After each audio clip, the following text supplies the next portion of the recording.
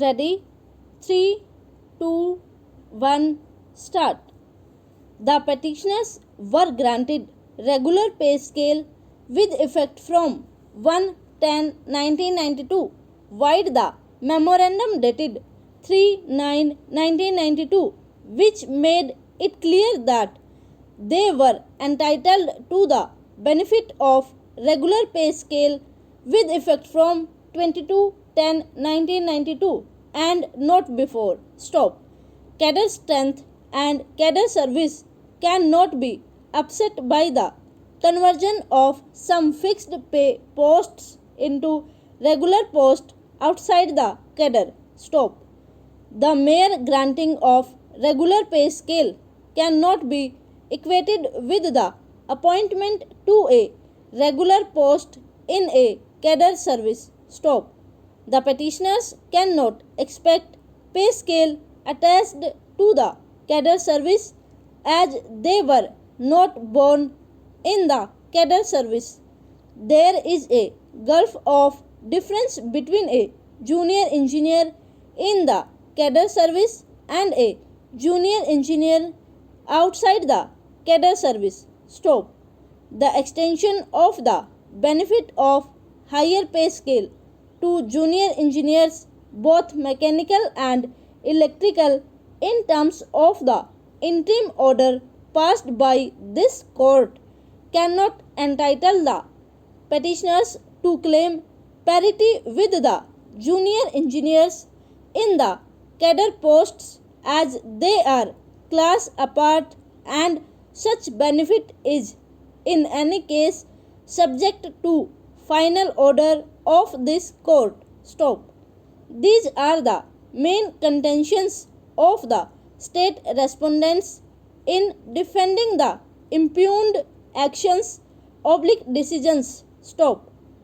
Refuting the contentions of the learned counsel for the petitioners, Mr. B.C. Das, the learned Advocate General, Tripura, argues that the claim of the petitioners who were merely appointed on fixed pay basis for parity with the junior engineers who were appointed by due process of recruitment is absurd and misconceived, and their seniority, which the regularly appointed junior engineer can be counted for the purpose of seniority only from 30/12/2003.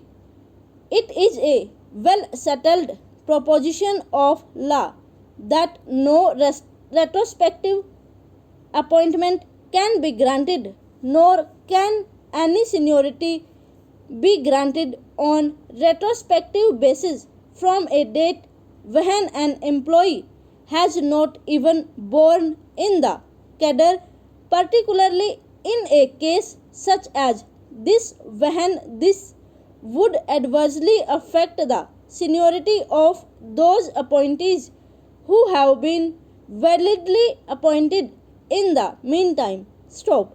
He maintains that the benefit of career advancement scheme (CAS), which is conceived to address the grievance of those who could not get promotion even after serving in their posts for years and years altogether, can be granted only to those completed the qualifying service in a regular post and not to the petitioners whose services were uncadred only in 2003. Stop. Para.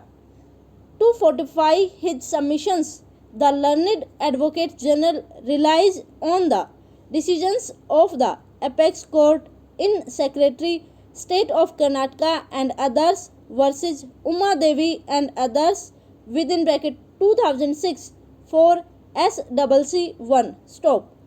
Contending that there is no merit in the contentions of the learned counsel for petitioners, the learned Advocate General seeks the dismissal of the writ petitions. Stop.